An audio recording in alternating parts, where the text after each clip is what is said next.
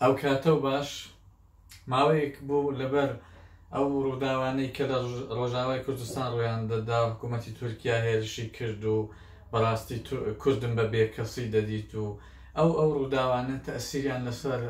بارودۆخی ڕوحی و دەرونی میش هەبوو بۆیە ڤیدیۆکانم ڕاگرت بوو. شاعیرێکی شنۆیی هەیە دەڵێ ڕۆژێک دێ دنیا دەگۆڕێ ئاگر لەسەرمان دەیبەستێ ئاگر بەندان سەهۆڵ وەک ئاگر گرد دەگرێ سەهۆڵ سووتان چارەنووس هەروە تاڵ نابێ. معروف ئاغایی ئەو شێعرە جوانەی کوتووە. بەڕاستی دوو مانگ پێش کە تورکیا هێرشی کردە سەر ڕۆژاوای کوردستان ڕۆژانێکی ناخۆش بوو هەموو کوردەکانی چوارپاسەی کوردستان تەئسیری لەسەر منیش هەبوو وەکو شەخص و لەسەر دەزانم هەر کوردێک هەبوو. بەڵام ئەو ڕۆژانە هەر وەکو ئەو شێعرەی معروف ئاغایی دەڵێ شتەکە بەرەولایەکی دیشکاوە. ئەو کەسانەی کە بوونە هۆی ئەوەی کە کورد لە ڕۆژئاوای کوردستان کورد لە باشووری کوردستان تووشی کێشە بێ کورد لە ڕۆژ هەڵاتی کوردستان بەردەوام کێشە بێ ئەو کەسەی کە یەکێک لە سەرەتاییترین کەسەکان بوو کە شەڕی لەگەڵ کورد کرد خومەینی ناردی بۆ شەڕی دژی کورد قاسم سولەیمانی بەخۆشیەوە تۆپێندرا لەلایەن ئەمریکاوە و ئەوە بۆ کورد زۆر خۆش بوو و ڕەنگە هەواڵی خۆشتریشی بەدواوە هەبێ ئەگەر تەئسیری لەسەر داهاتوی ئێران دەبێ بێگومان تەئسیری دەبێ. بەڵام ئەگەر تەئسیرەکەی دە چەند ڕۆژەش داوە دەرنەکەوێت تەئسیری حتمەن دەبێ. سەرکردەی وڵاتێکی گرنگ بکوژرێ نابێ لی خۆش بن و هیوادارم ئێران لی خۆش نەبێ و ئەگەر لی خۆش نەبێ بە قەولی کاک دکتۆر هێمن سەیدی ئەو پەندە کوردی بە فارسی نووسی بوو زۆری جالب بوو کە ئەگەر ئەجەلەش رەسید نانێت چوپان ڕاخە هات خۆرد. بەڕاستی جالبە بزن ئەگەر ئەجەلی هات نانی شوین دەخوا. پێم خۆشە ئێران لی خۆش نەبێ بۆی کە دەبێتە هۆی وەی کە ئەجەلی ئێرانی هات بێ. بە هەر حاڵ ببورن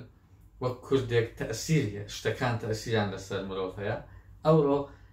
دەست پێ دەکەینەوە بە بابەتی فێرکردنی زمانی فینلاندی. باسی فرمانیە ئەو فعلانە دەکەین کە چۆن سەرف دەبن. فعلەکانی جۆری یەکەم لە زمانی فینلاندیدا بە 5 جۆر دابەش کراون. فعلی جۆری یەکەم بۆ وێنە فعلی پوهوا یعنی قسەکردن. پوهوا ئەوە هەروەکی پێم کوتن مەستەری فعلەکەیە ئەسلی فعلەکەیە. لە چەند کاتێکی زۆر تایبەتدا ئەسلی فعلەکەی بەکاردێت دەنا هەمیشە تۆ فعلی دەبێت سەرف بکەی یعنی بگۆڕێ بە پێی هەلومەرجی زەمان و شەخص وانە دەگۆڕێت. ئەگەر بتەوێ بڵێ ئەمن قسە دەکەم پوهوا یعنی قسەکردن. ئەگەر بتەوێ بڵێ ئەمن قسە دەکەم یا ئەمن دەڵێم دەڵێ مینە. ئەوە حەسف دەبێ ئەو ئای ئاخیرێ حەسف دەبێ ئەوە حەسف دەبێ ئەوە دەمێنێتەوە مینە پوهوو ئەوەندە کە ماوە نەیەکی لەو ئاخیرە پێوە زیاد دەبێ ئەنێک یعنی مینە پوهون واتە پیتی ئاخیرێ حەسف دەبێ ئەوەتان لەبیر بێ هەمیشە هەر فعلێکی کە بەکاردێن دەبێ هەر کەسێک بە تایبەتی و کەسانی دانێ زمان باش فێر بن دەبێ ئەسلی فعلەکەی هەمیشە بزانن ئەسلی فعلەکەی چییە. واتە ئەگەر نەفەرێک پێتان دەڵێ مینە پوهون دەبێ بۆ دەمێشکودا بزانن ئەسلی پوهونی پوهوایە پوهوا. ئەنگۆ دەبێەوەی بزان ئەگەوەی نەزانن دوایە ناتوان لە زێری بەکاری بێن. مینە پوهون یعنی ئەمن قسە دەکەم. سینە پوهوت پوهوت ئەوە جیاوازیەکەی دەگەڵ مینەیە یعنی سینە پوهوت. ئەگە بڵێن سینە ئاخیرەکەی دەبێتە تێ. مینە پوهون یعنی ئەمن قسە دەکەم. سینە پوهوت یعنی ئەتۆ قسە دەکەی. سینە پوهوت کەوا مینە پوهون سینە پوهوت. ئەگە بڵێن ئەو قسە دەکە هەن هەن یعنی ئەو قسە دەکا پوهوو ئاخیرەکەی دوو ئویان دەگرێ لە فعلی جۆری یەکەمدا پوهوایە ئاخیرەکەی دوو ئویان دەگرێ هەن پوهوو ئیدی ناوێ بڵێ هەن پوهوو هەن پوهوو هەن پوهوو مینە پوهون ئەمن قسە دەکەم سینە پوهوت ئەتو قسە دەکەی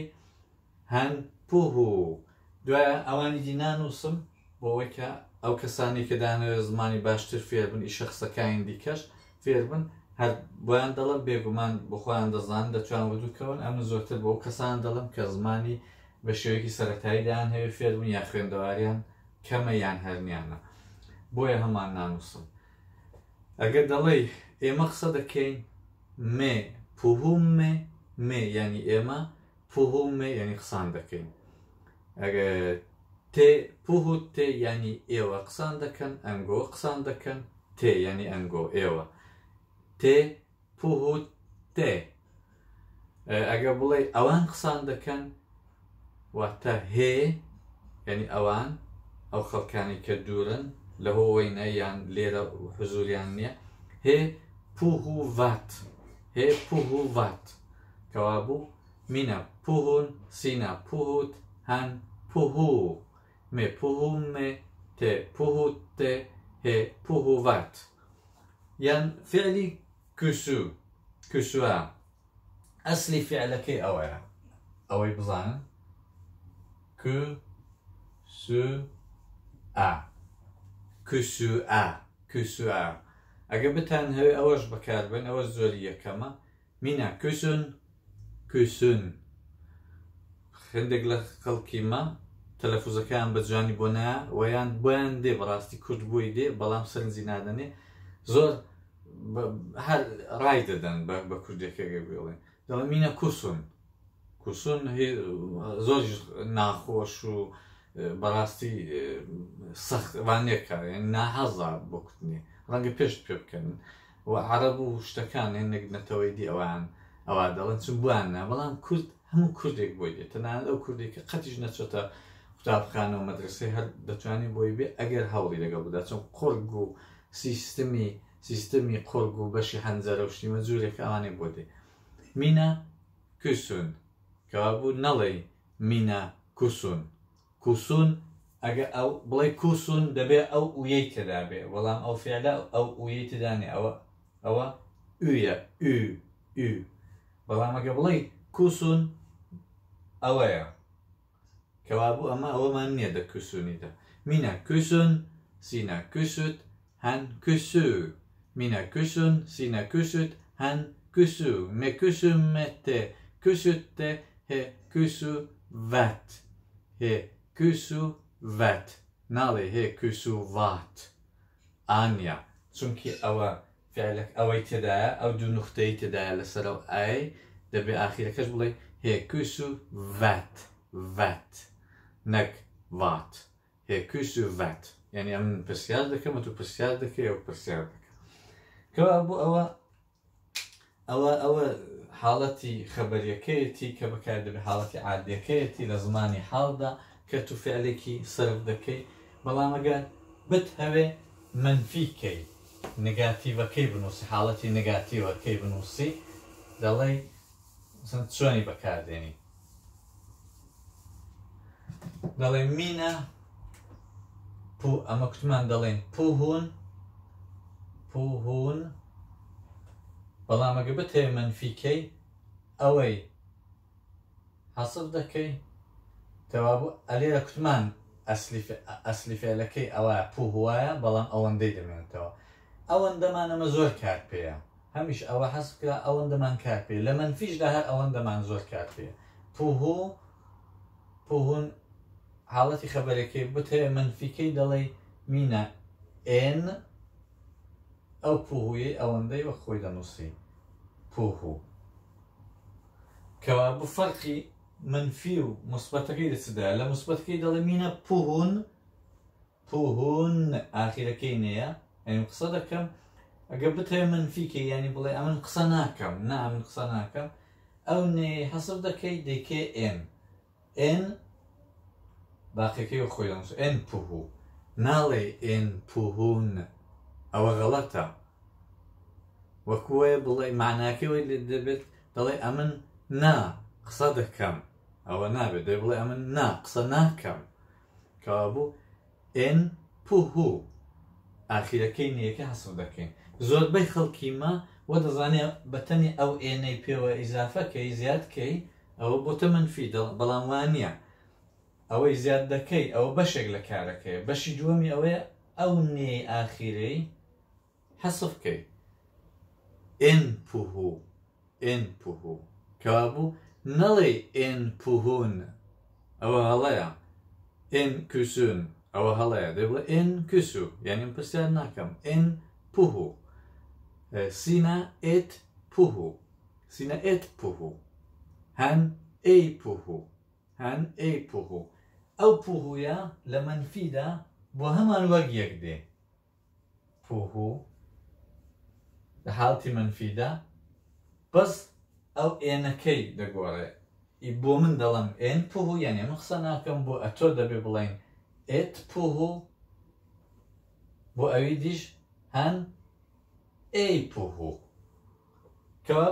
بۆ هەمان پوهوویەکە دێدا دە منفیدا وەک یەک دێ ئاخیرەکەی هیچی لەگەڵ نایە وەلی ئیوایە من زۆر کەسم گوێ لێ بۆ دەڵێ هەن ئەی پوهون